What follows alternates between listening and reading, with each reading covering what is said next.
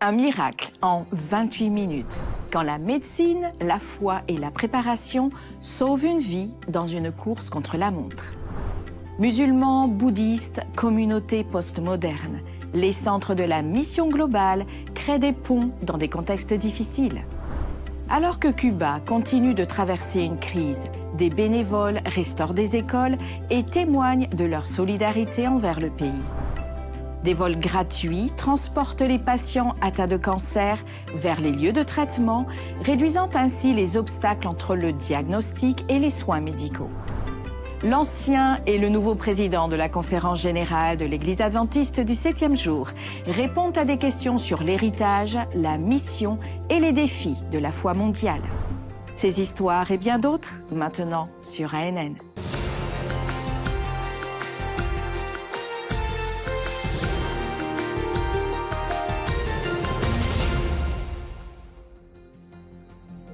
Sur une planète en crise, apporter de l'espoir nécessite une stratégie. Avec de nouveaux dirigeants à sa tête, l'Église adventiste du 7e jour donne la priorité à la réorientation de sa mission. Cette initiative de l'Église adventiste est une réponse audacieuse au besoin le plus urgent de l'humanité, celui de Jésus, en mobilisant des ressources et des personnes avec le courage d'aller là où la foi a perdu son sens. Mission Refocus est une initiative mondiale visant à répondre à certains des plus grands défis missionnaires du monde. Elle se concentre sur 3 grandes fenêtres missionnaires.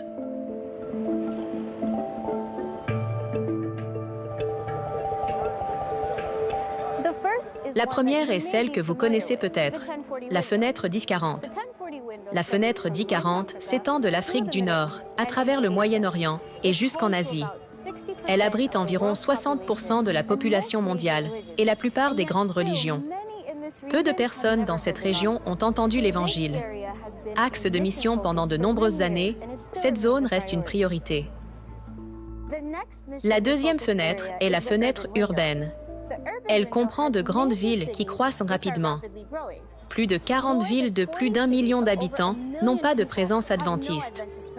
Ces grandes villes nécessitent des méthodes de ministère uniques, telles que des centres d'influence urbaine.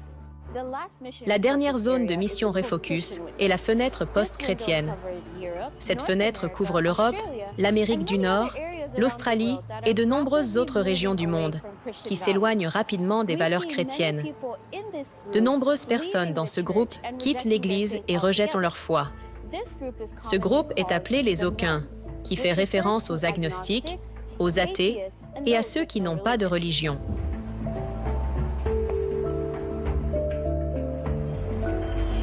Chacune de ces fenêtres de mission Refocus est unique dans ses propres défis et opportunités.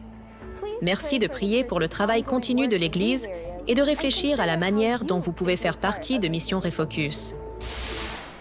Et comment communiquer la foi dans un monde qui ne parle pas le même langage spirituel, où des traditions millénaires coexistent avec le scepticisme moderne et où la religion, pour beaucoup, ne signifie plus grand-chose? La réponse passe par la formation. 6 centres missionnaires à travers le monde aident à franchir les frontières culturelles en mettant l'accent sur le respect, l'amitié et la vérité éternelle. Dans un monde de croyances et de non-croyances, où les traditions anciennes rencontrent le scepticisme moderne, où les villes animées et les villages reculés parlent des langues différentes, comment établir de vraies relations pour conduire les gens à Jésus? La réponse se trouve là où la foi rencontre le contexte, où les Écritures parlent à la culture et où l'espoir devient une expérience vécue. 6 centres de mission globale nous aident à comprendre et à partager le message adventiste avec des personnes provenant de visions du monde très différentes, avec ceux qui ne partagent pas notre croyance en la Bible comme un livre sacré et inspiré. Les centres permettent de rejoindre les gens là où ils sont, avec la vérité transmise, avec bienveillance. En Thaïlande, le Centre de mission globale pour les relations entre adventistes et bouddhistes brise les barrières qui se dressent sur le chemin de l'Évangile. Un exemple simple mais profond concerne le rôle des cimetières. Pour les bouddhistes, l'idée d'accepter une nouvelle foi qui n'offre pas de cimetière dédié est angoissante. L'un des ministères clés du centre à Ubon, en Thaïlande et dans d'autres endroits, est de fournir ces lieux de sépulture essentiels pour les familles se tournant vers la foi adventiste. Le Centre de mission globale pour les relations entre adventistes et juifs, basé à Jérusalem, favorise le respect mutuel, le dialogue, la compréhension, l'éducation et la recherche. Le Centre de mission globale pour les relations entre adventistes et musulmans forme les dirigeants de l'Église, les pasteurs et les membres à se connecter avec les musulmans de manière holistique et avec compassion. Chaque année, parmi de nombreuses autres initiatives, le Centre organise un programme de prière du Ramadan avec des milliers d'adventistes priant pour les musulmans. Le Centre de mission globale pour les religions d'Asie du Sud a un immense mandat missionnaire, aidant l'Église à trouver des méthodes et modèles plus efficaces pour partager l'amour de Dieu avec plus d'1 milliard de Sud-Asiatiques dans le monde. Nous avons souvent du mal à partager la foi avec un groupe de personnes en pleine expansion, les séculiers et post-chrétiens. Le Centre de mission globale pour la mission séculière et post-chrétienne aide l'Église à mieux comprendre ce groupe et partage des moyens pratiques pour créer du lien afin de créer de nouveaux groupes de croyants parmi eux. Aujourd'hui, il y a au moins 34 mégapoles, des centres urbains de plus de 10 millions d'habitants. Tout en ne négligeant jamais les zones rurales, les villes en pleine croissance sont notre nouveau champ de mission. Le Centre de mission globale pour la mission urbaine aide l'Église à planter des églises dans ces parties du monde. Les 6 centres de mission globale se concentrent sur nos plus grands défis missionnaires. Les 3 fenêtres de recentrage missionnaire, la fenêtre D40, la fenêtre séculaire et post-chrétienne et la fenêtre urbaine. Chaque centre partage la même fondation missionnaire, la méthode de ministère du Christ. Cette approche missionnaire holistique nous appelle à nous mêler aux gens, à sympathiser, à répondre aux besoins, à gagner leur confiance et à les inviter à suivre Jésus. Dans un monde complexe et fracturé, les centres de mission globale servent d'ateliers missionnaires, produisant de nouvelles ressources et perfectionnant de nouvelles méthodes. Continuons à prier pour eux alors qu'ils nous aident à transcender les barrières culturelles et de vision du monde, une relation intentionnelle à la fois. Une crise cardiaque en plein match. Un homme s'effondre dans le vestiaire, son ami prend conscience de la gravité de la situation et agit rapidement. En quelques minutes, la course pour la vie est lancée. 28 minutes entre l'appel d'urgence initial et le centre de cardiologie. Aujourd'hui, il retourne à l'hôpital. Face à ceux qui font de l'impossible une routine. Voici une histoire vraie qui prouve la précision de la science médicale et des soins à Advent Health aux États-Unis. Aujourd'hui, nous avons eu la merveilleuse opportunité de rassembler la communauté, l'équipe EMS, le patient et l'équipe Advent Health pour célébrer ensemble. Nous avons eu un temps exceptionnel de 28 minutes entre la porte et la pose du ballon pour ce patient victime d'un problème cardiaque sur le terrain. Je jouais à un match de hockey avec un groupe de copains avec qui je joue depuis des années et je ne me sentais pas bien. Je suis allé au vestiaire, j'ai pris un inhalateur, mais je ne me sentais toujours pas bien. C'est alors que d'autres symptômes sont apparus, notamment une légère douleur thoracique. Puis 2 de mes amis sont arrivés, dont l'un est ambulancier à Chicago. Nous avons été appelés pour un cas de douleur thoracique. Arrivé à la patinoire, nous avons vu qu'il avait beaucoup de mal à respirer, très en sueur. Il avait des douleurs dans la poitrine, irradiant vers son bras droit. Nous avons décidé de l'emmener à l'hôpital tout de suite. C'est une transition fluide entre nous et eux. L'ambulancier doit reconnaître que, d'accord, ça ressemble à une crise cardiaque. Faisons rapidement un ECG. Et si l'ECG semble anormal, l'amener immédiatement à l'hôpital. Puis alerter l'hôpital qu'il y a un infarctus du myocarde avec élévation du segment ST en route. Il est incroyablement important de rétablir le flux sanguin vers le muscle cardiaque le plus rapidement possible. Vous avez peut-être entendu le terme « le temps, c'est du muscle », et c'est vrai. Plus nous rétablissons rapidement le flux sanguin vers le muscle cardiaque, meilleur sera le résultat pour le patient et moins il y aura de répercussions pour lui. J'étais conscient de tout, je regardais tout ce qui se passait. Ils m'ont amené aux urgences, m'ont déshabillé, ont placé des coussinets, ils m'ont préparé à monter au laboratoire de cathétérisme. Nous nous occupons immédiatement du patient dès son arrivée aux urgences. Le personnel sait préparer le patient, enlever ses vêtements, mettre les électrodes de défibrillation, placer une intraveineuse. Il faut une bonne passation entre le personnel des urgences et celui du laboratoire de cathétérisme. Ceci montre la façon dont un patient victime d'un infarctus grave doit être traité depuis la reconnaissance sur le terrain jusqu'à l'activation préhospitalière et le transfert immédiat vers le laboratoire de cathétérisme. Atteindre un temps porte-à-ballon de 28 minutes est un temps incroyablement bon. C'est ce qu'on peut espérer de mieux pour un cas aussi grave. Je me sens bien. L'hôpital est absolument incroyable. Je connaissais leurs noms et j'ai pu leur serrer la main parce que si quelqu'un n'avait pas fait son travail, je ne serais pas ici. Anthony a survécu grâce à une réponse rapide et coordonnée. Advent Health, mentionné dans ce reportage, est une institution liée à l'Église adventiste du 7e jour et a fourni une assistance aux patients. Après 15 ans de leadership mondial de l'Église adventiste du 7e jour, Ted et Nancy Wilson s'expriment pour la dernière fois lors d'une transition présidentielle. Visionnez maintenant un entretien de revoir marqué par des convictions prophétiques, des souvenirs durables et un message solennel à l'Église qui clôt un chapitre de l'histoire de l'Église. Je dois souligner de manière très forte que je crois que Jésus revient très bientôt. Les prophéties de Daniel, de l'Apocalypse, le grand conflit, tout va s'accomplir sous peu.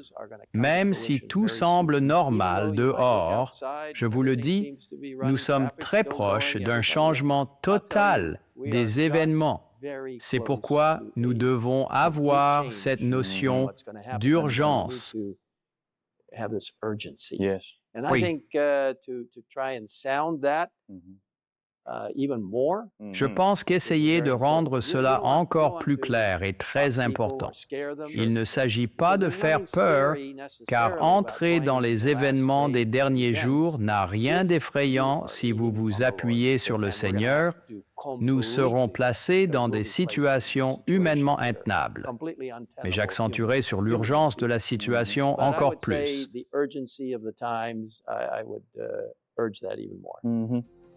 Nancy Wilson a accompagné de près son mari dans sa mission pendant des années. L'un des moments les plus mémorables s'est déroulé sur une île aux Philippines, où elle a vu d'anciens criminels complètement transformés par la foi en Jésus. La chose la plus proche que j'ai vue de la Pentecôte et des actes s'est produite lorsque nous étions sur l'île de Mindoro.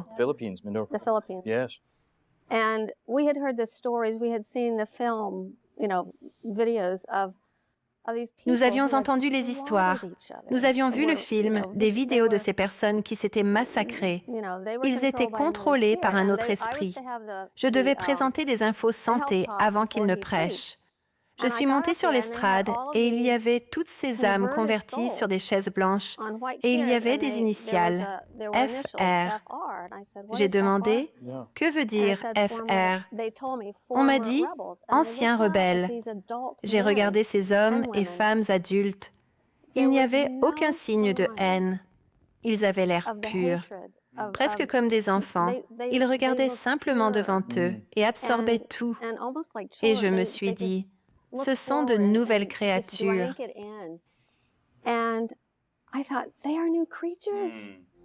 Après 15 ans à la tête de l'Église adventiste mondiale, Nancy et Ted Wilson disent au revoir avec un message clair.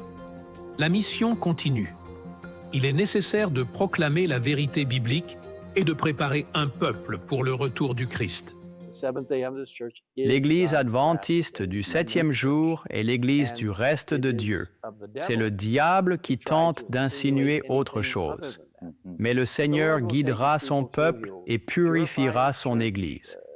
Il y aura un moment difficile, où nous devrons faire des choix clairs. Un tri s'opérera dans l'Église, mais ce n'est pas notre œuvre. C'est le Saint-Esprit qui conduira et unira son peuple pour la proclamation finale des messages des trois anges. Les personnes qui gardent les commandements de Dieu et ont la foi de Jésus. Apocalypse 12, 17 parle de ceux qui gardent les commandements de Dieu et ont le témoignage de Jésus, qui est, selon Apocalypse 19, 10, l'esprit de prophétie. J'espère que les adventistes du 7e jour partout prendront leur Bible comme norme suprême, la voix de Dieu pour nous. Et puis, l'esprit de prophétie qui nous conduit à Christ et à sa parole. Christ est la parole vivante et il nous a donné sa parole écrite. Ces deux choses, je pense, sont des moyens puissants par lesquels les adventistes du 7e jour peuvent rester focalisés sur la mission de l'Église qui est guidée par le message de l'Église. Alors que Ted et Nancy Wilson font leurs adieux à leur mandat de leadership, leur désir reste le même, que l'Église continue d'avancer avec détermination en préparation de la prochaine venue du Christ. Après avoir été élu à Saint-Louis, dans le Missouri, le 4 juillet, le nouveau président de l'Église adventiste du 7e jour, Ayrton Koller, a accordé une interview exclusive à la Revue adventiste. Dans cette conversation, le pasteur Koller partage ses réflexions sur l'élection, le leadership, la vision et les défis à venir, réaffirmant sa confiance en Dieu et sa conviction que le Seigneur continuera de guider son Église. Revenons sur les points principaux de cet entretien. Nous étions en coulisses et la commission de nomination s'est présentée à l'Assemblée lors de la 62e session de la Conférence générale, ici, à Saint-Louis, et ils ont recommandé le nom du pasteur Ayrton Koller. Il a été élu, il a accepté, il a prononcé un discours. Nous avons pris quelques photos de lui et maintenant, nous l'avons dans notre studio.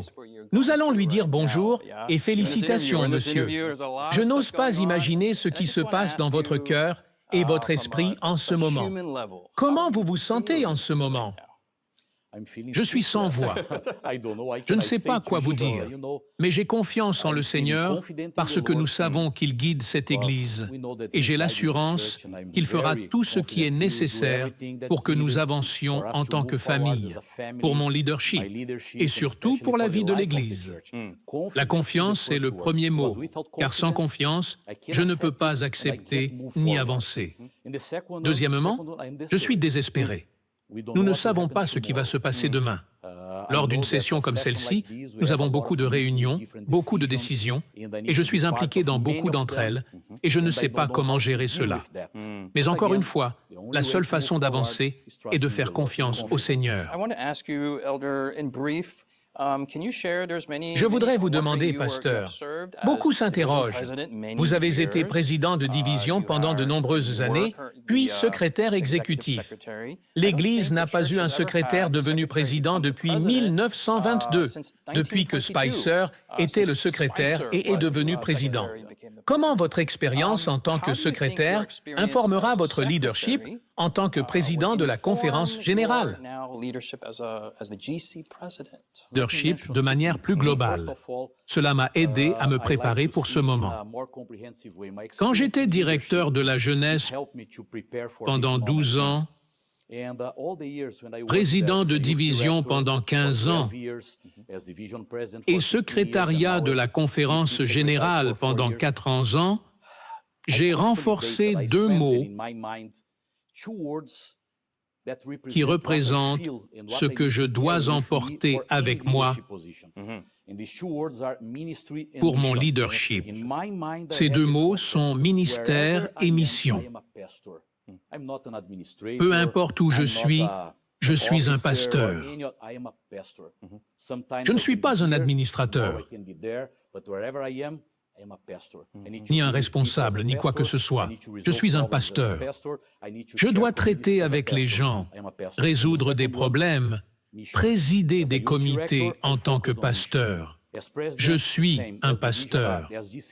Le deuxième mot est mission. En tant que directeur de la jeunesse, je me suis concentré sur la mission. En tant que président de division puis secrétaire de la conférence générale, que mon temps au secrétariat m'a apporté deux choses. Premièrement, l'expérience. J'ai eu l'opportunité de connaître la conférence générale de l'intérieur. C'était importante pour moi.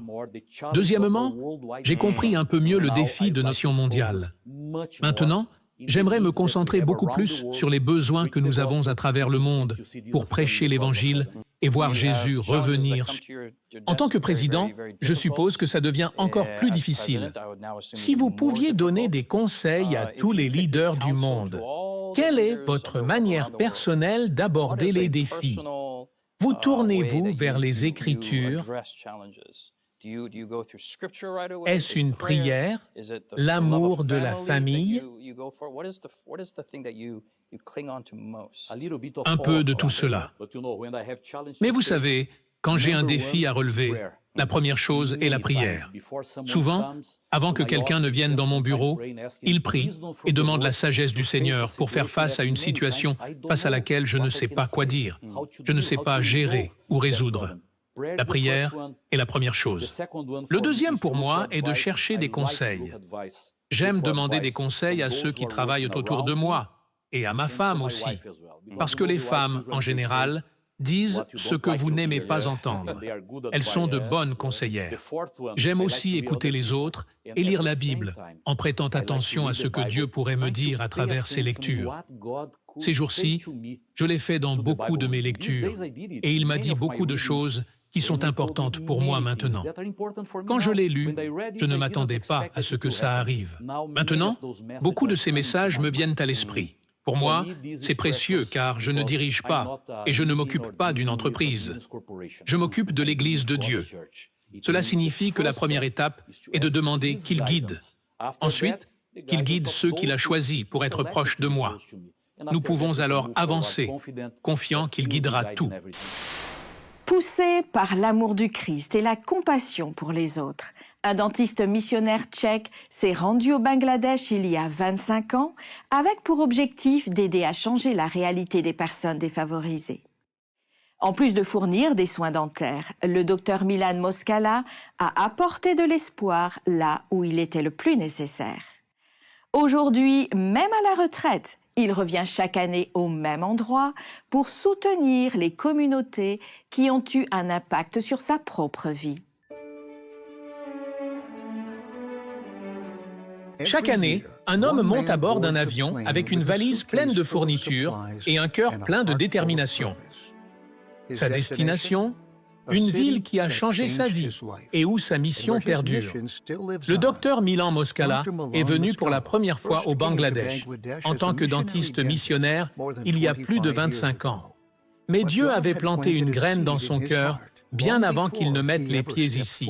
J'ai découvert que Dieu m'a appelé à être un médecin missionnaire. Je suis très reconnaissant. Toujours, je remercie le Seigneur. Je suis tellement reconnaissant que vous m'ayez choisi pour être un médecin missionnaire. Au fil des ans, le docteur Moskala a construit un ministère qui a dépassé les murs de sa clinique dentaire. Il a traité les patients avec compassion, a créé des écoles dans des communautés défavorisées et a lancé des programmes de nutrition pour aider les enfants à grandir en bonne santé.